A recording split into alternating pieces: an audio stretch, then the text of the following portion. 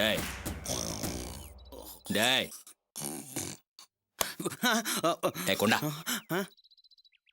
నేను కొండల్ రెడ్డి. தூக்கத்துல கூட இதை மட்டும் கரெக்டா சொல்ற, కొండల్ రెడ్డిன்னு. நீ தூங்குறதுக்காட இங்க கூட்டு வந்த உடனே? లేదు గురుగారు, నేను யோசிச்சிருக்கேன். எப்படி மூக்காலையும் வாயாலையுமா? நீ யோசிக்க கூடாதுன்னு எத்தனை இடம் சொல்லியிருக்கேன் உன்னைய. தொலைச்சு போடுவோம் பாத்துக்கோ. ஒழுங்கா வாட்ச் பண்றேன்.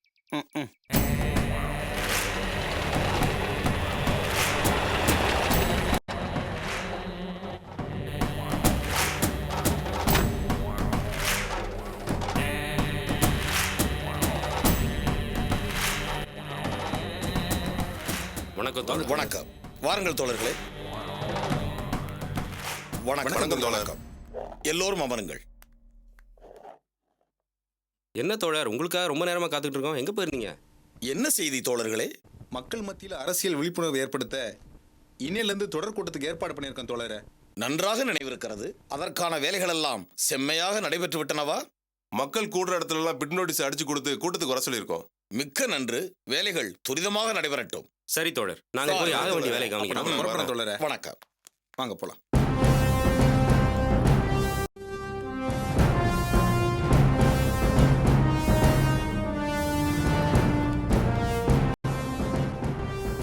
வணக்கம் தோழர். அமருங்கள். தோழர், பிட் நோட்டீஸ் அடித்து கொடுத்தா மட்டும் எதையும் சாதிச்சிட முடியாது. குடிக்கிறதுக்கு குவார்டர் பாட்டிலும் சாப்பிட்றதுக்கு பிரியாணி பொட்டலமும் கொடுக்கலன்னா இப்பெல்லாம் அரசியல் கூட்டங்களுக்கு தொண்டர்கள் வர்றதே கிடையாது. தோழர் சங்கரபாண்டியன் அவர்களே, எங்களுக்கு பெரும் படை அவசியமில்லை. போராட்ட குணமும் கட்டுப்பாடும் செயல் வேகமும் கொண்ட இளைஞர்கள் குறைந்த ஆட்கள் போதும். அப்போ இந்த ஜென்மத்துல நீங்க அரசியல்ல ஜெயிக்க போறது கிடையாது. நாங்கள் தேர்தலை மையமாக வைத்து இந்த கூட்டத்தை நடத்தப் போவதில்லை. இப்போது இருக்கும் இந்த அமைப்பே தவறு என்று எண்ணும் போது தேர்தலை மையப்படுத்தி அந்த குறுகிய வட்டத்திற்குள் செயல்பட நாங்கள் அரசியல் கம்பெனி ஆரம்பிக்கப் போவதில்லை. அப்போ வேற எதுக்காக இந்த கூட்டம்? அரசியல் தலைவர்கள் பலர் ஒன்று கூடி பேரம் பேசுவதற்கு அல்ல என்றும் மக்களுக்கு அதில் இருக்கக்கூடிய உரிமையை புரிய வைக்கவும். புரியலையே தோழரே, இன்றைய அரசியல் நிலவரம் எப்படி இருக்கிறது என்றால், பன்னாட்டு நிறுவனங்கள் மக்களுக்கு தாங்கள் சேவையை பூரணமாக செய்வதாக நினைத்து தங்களது பொருட்களை பூதாகரமாக விளம்பரப்படுத்திவிட்டு பின்பு நிபந்தனைகளுக்குட்பட்டது என்று வெற்றுக்கண்ணுக்கு தெரியாத வடிவில் சிறியதாக அடிக்கோடிட்டிருப்பார்கள். அந்த பன்னாட்டு நிறுவனங்களின் சுயரூபமே அந்த நிபந்தனைக்குள் தான் ஒளிந்திருக்கிறது. அந்த சிறிய வடிவிலான நிபந்தனைகளை பெரிதுபடுத்தி காட்டுவதுதான் என்னுடைய நோக்கம். இன்னமும் புரியவில்லை என்றால் இன்று மாலை நடக்கும் கூட்டத்திற்கு வாருங்கள். நிச்சயம் வரோம் தோழர்.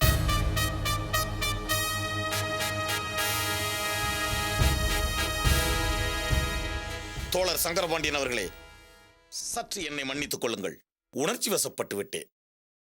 நான் இப்போது இங்கு வந்ததே உங்களை பாதுகாப்பாக வேறு இடத்திற்கு மாற்றம் செய்வதற்குத்தான். இங்க என்னாச்சு? என்னவோ தெரியவில்லை. தாங்கள் தொடர்ந்து இங்கு இருப்பதில் ஆபத்து இருப்பதாகவே உணர்கிறேன். சரிங்க தோழர், இப்ப நம்ம எங்க போறோம்? என்னோடு வாருங்கள் சொல்கிறேன். அப்போ நான் போய் என்னுடைய துணிமணிகள்லாம் எடுத்துட்டு வந்துடுறேன். சரி.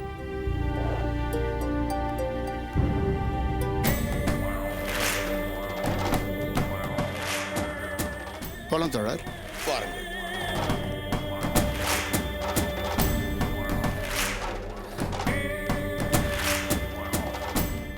சங்கரபாண்டிய மாதிரி இருக்கு.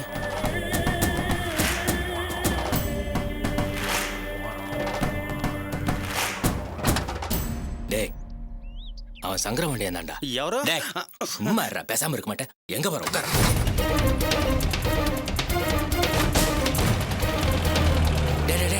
வண்டி வண்டி வண்டி சீக்கிரம்டா.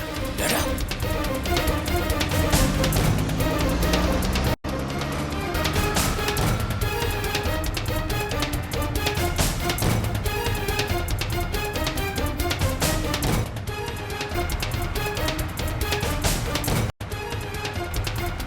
டேய் தோளா, சங்கரபாண்டி ரெண்டு பேரும் காலிடாடி.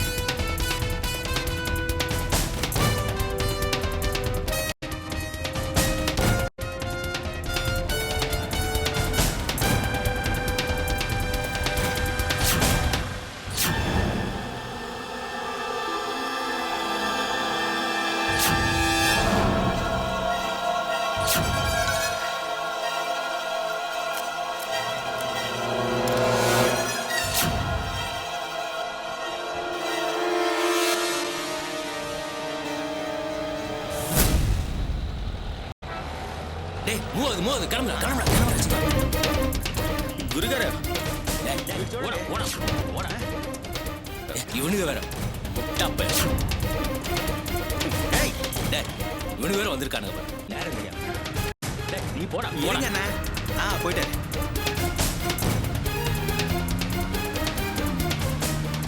எங்கடா போனானுங்க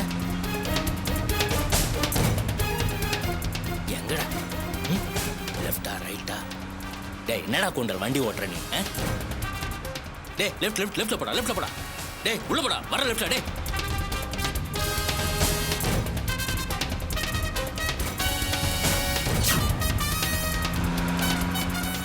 டேய் அவன வண்டி மாத்துறா நிப்பாட்டு ஓரம் நிப்பாட்டுடா டேய் நிப்பாட்டு.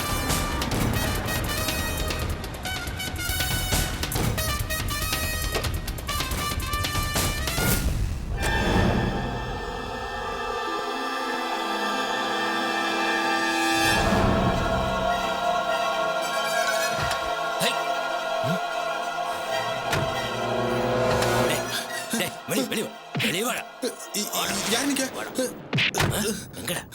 எங்கடா அவனு எங்கடா சார் அவனு? வழியில இறங்கிட்டாங்க சார் ஏய், எங்கடா இறக்கி விட்ட மெயின் ரோட்ல சார் வேற ஒரு வண்டி வந்துச்சு அதுல ஏறி போயிட்டாங்க சார் ஆமா சார் வெறும் வண்டியோட இவ்வளவு வேகமா ஓட்டுன நீ சார் 6 மணிக்கு நான் வேற ஒரு சவாரி போனோம் அதான் நான் வந்துட்டேன் சார் டேய் உன்னை கொன்னு விடுவோம்டா உன்னை சார் நான் புள்ள குட்டிக்காரன் சார் எனக்கு எதுவும் தெரியாது சார் என்ன விட்டுருங்க சார் வண்டியா எட்ரா வண்டியா போடா போடா போடா போடா ஏமாத்தானுங்க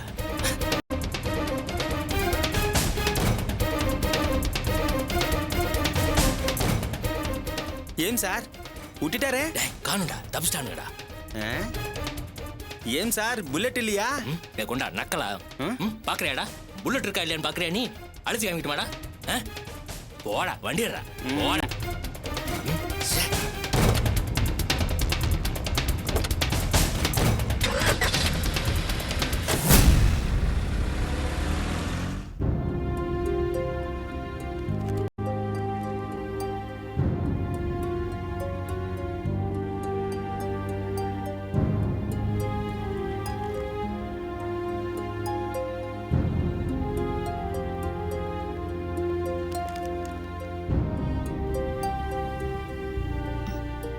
ஓ வாங்க ஆதி உட்காருங்க.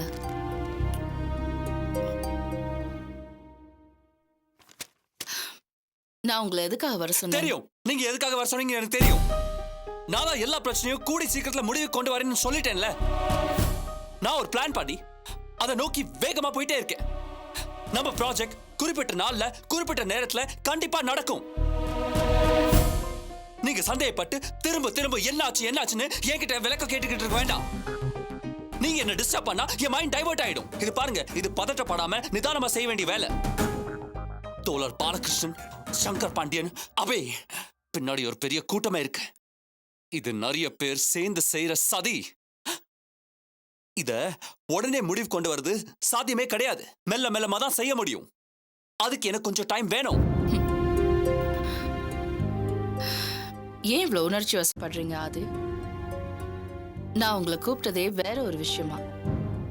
அப்போ இவ்வளவு நேரம் பாஸ் மூச்சு விடாம பேசினதெல்லாம் வேஸ்டா? Sorry madam, sorry.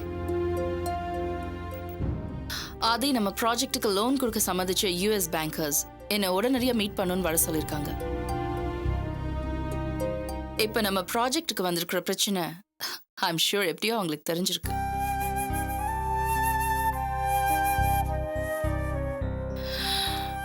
நேரடியா சந்திச்சு அவங்களுக்கு விளக்கம் சொல்லிருக்காங்க. என்ன வழக்கம்? அங்க போனா தானே தெரியும். என் இத்தனை வருஷ பிசினஸ் எக்ஸ்பீரியன்ஸ்ல எக்ஸ்பிளனேஷன் கேட்டு ஒரு பேங்க் எனக்கு நோட்டீஸ் அனுப்பியிருக்கிறது இதான் first time. It's great insult to me. அப்போ நீங்க போறது இல்லையா? இந்த ப்ராஜெக்ட் நடக்கணும்னா நான் போய் தானே ஆகணும்.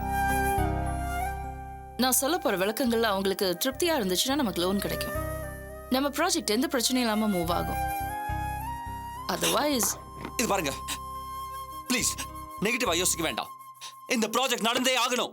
It's your dream project. No. In fact it's our dream project. Aadhi, நான் அவங்க கிட்ட பேசி சமாளிக்க முடியும். ஆனா நம்மளால பிரச்சனைகளை சமாளிக்க முடியாம போயிடுச்சுன்னா அப்படி நடக்காதுன்னு நான் அடிச்சு சொல்றேன். நீங்க ப்ராஜெக்ட் நடக்கிறதுக்கான ஏற்பாடெல்லாம் பண்ணுங்க. லோக்கல் பிரச்சனையை நான் பாத்துக்கிறேன். உங்களால அது முடியுமா?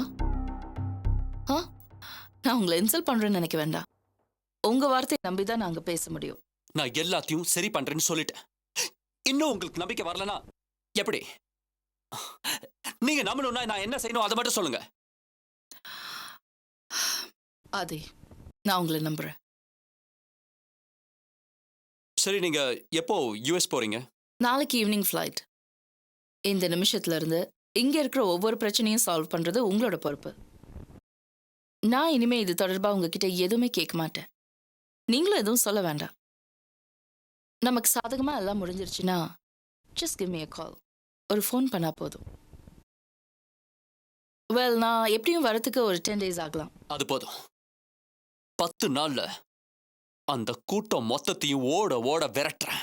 இந்த ப்ராஜெக்ட்ல ஏற்பட்டிருக்கிற ஒவ்வொரு தடையும் அதை சாதிச்சே ஆகணுங்கிற ஒரு வெறியில என்னை கொண்டு வந்து நிறுத்திருக்க.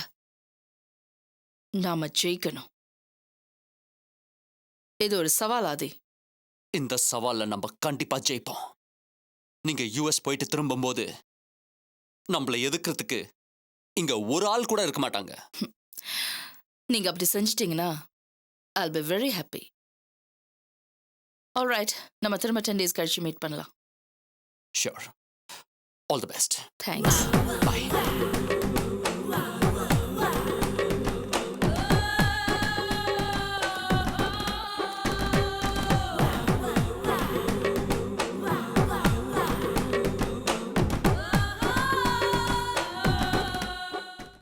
தோழர் தொல்காப்பியன், நானும் திரு சங்கரபாண்டியன் அவர்களும் ஒன்றாக வந்து கொண்டிருக்கும் போது எங்களை வேறு யாரோ பின்தொடர்வது போல் எனக்கு ஒரு உணர்வு. உடனே வேறு வாகனத்திற்கு மாறி வந்துவிட்டோம். நல்ல காரியம் தான் பண்ணிருக்கீங்க. வந்துவிட்டோம். ஆனாலும் அப்படிப்பட்ட உணர்வு எனக்கு ஏற்படுவது ஒருவித மூடநம்பிக்கை அல்லவா? அப்படிப்பட்ட உணர்வு எனக்கு ஏற்படலாமா? என்ன தோழர், நம்மளை சுத்தி எப்பவுமே ஆதியோட ஆட்கள் சங்கரபாண்டியன் சார் இருக்கிற இடத்தை தெரிஞ்சுக்கிறதுக்காக சுத்திக்கிட்டே இருக்காங்க. இந்த நேரத்தில் உங்களை யாரோ ஃபாலோ பண்ற மாதிரி உங்களுக்கு தோணுதுன்னா அது இயல்பான விஷயம் தானே. அதை போய் மூட நம்பிக்கைன்னு சொல்றீங்க. சரி, இந்த சூழ்நிலையில் இது பற்றி விவாதிக்க நான் தயாராக இல்லை. எது எப்படியோ திரு சங்கரபாண்டியன் அவர்களை பத்திரமாக உங்களிடம் ஒப்படைத்து விட்டேன். இனிமேல் நீங்கள் எச்சரிக்கையாக இருக்க வேண்டும். தோழர், நீங்க இதை என்கிட்ட சொல்லவே வேணாம். நான் எச்சரிக்கையா இருப்பேன். இது என் ஃப்ரெண்ட் அன்வருடைய வீடு. பரம்பரையா இந்த வீடும் இந்த வீட்டை சுற்றி இருக்கிற ஏகப்பட்ட நிலங்களும் அவங்களுக்கு சொந்தமானது. அவன் குடும்பத்தோட ராமேஸ்வரத்தில் இருக்கிறதுனால இதை ஏன் பொறுப்பில் ஒப்படைச்சிட்டு போயிருக்கான். இங்கே என்ன தவிர வேறு யாரும் வரமாட்டாங்க. திரு சங்கரபாண்டியன், நீங்களும் மிகவும் எச்சரிக்கையாக இருக்க வேண்டும். தொல்காப்பியனோட பேச்சு மீறி ஒரு அடி கூட எடுத்து வைக்க மாட்டேன். போதுமா சார்? உங்களை ஏதோ ஜெயிலில் அடைச்சி வச்சிருக்க மாதிரி நீங்கள் எதுவும் ஃபீல் பண்ணிடாதீங்க. தொல்காப்பியன், ஆதி சம்பந்தப்பட்ட வழக்கு முடிஞ்சு அவனுக்கு நிரந்தரமாக தண்டனை கிடைக்கிற வரைக்கும் நான் இப்படி இருக்கிறது தான் எனக்கு நல்லது. திரு சங்கரபாண்டியன், இதை நீங்கள் புரிந்து கொண்டாலே போதும். நிச்சயம் தோழர். தோழர் தொல்காப்பியன், நான் வரட்டுமா? சரி, வருகிறேன் சங்கரபாண்டியன். வருகிறேன். வாங்க, நான் அனுப்பிச்சிட்டு வந்துடுறேன். சரி. நீங்க இருங்க சார்.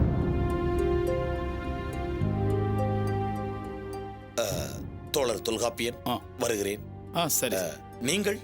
நான் ஒரு 10 நிமிஷம் சார் கூட இருந்து பேசிட்டு இருந்துட்டு அப்புறமா கிளம்பி போயிடுவேன். சரி. தோழர் தொல்காப்பியன், சொல்லுங்க. இந்த இடம் நல்ல பாதுகாப்பான இடம் தானே? ஒன்றும் கவலைப்படாதீங்க, ரொம்ப பாதுகாப்பான இடம். ரெண்டாவது, சிட்டிலேருந்து 50 கிலோமீட்டர் தள்ளி இருக்கிறதுனால இங்கே யாரும் வரக்கூடிய சூழ்நிலை இங்கே கிடையாது. யாரும் உள்ள வரமாட்டாங்க தோழர். சரி, சரி.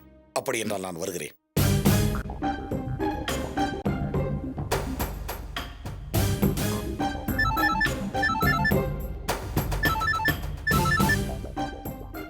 சொல்லுங்க அபி. தொல்ஸ், சங்கரபாண்டியன் உங்க இடத்துக்கு வந்தாச்சா? வந்தாச்சு. இப்பதான் தோழர் கொண்டு வந்து விட்டுட்டு போறார். சரி.